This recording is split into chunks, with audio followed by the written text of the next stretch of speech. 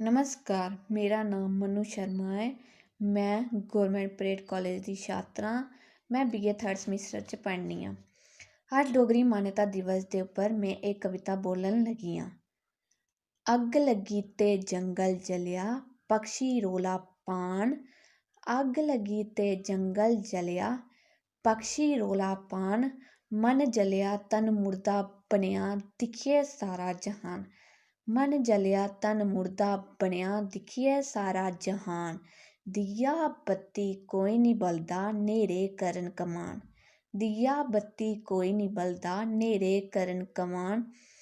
जानियै इंज चलदे जेह्ड़े भुल्ले बिच मदान। जानियै इंज चलदे जेह्ड़े भुल्ले बिच मदान। ताज महल बनाया राजे, केह्ड़े लोग महान।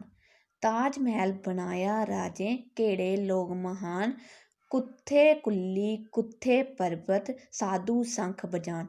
कुत्थै कुल्ली कुत्थै पर्वत, साधु शंख बजान। पापी घड़े भरोचन न तौले, तिल्ले गुड़ ज्ञान।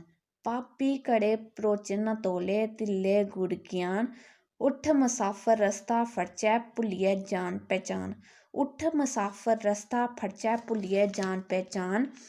बिजली झिलमिल चमका मारे, आंदे जदूं तूफान। बिजली झिलमिल चमका मारे, आंदे जदूं तूफान। अग्ग लगी ते जंगल जलिया,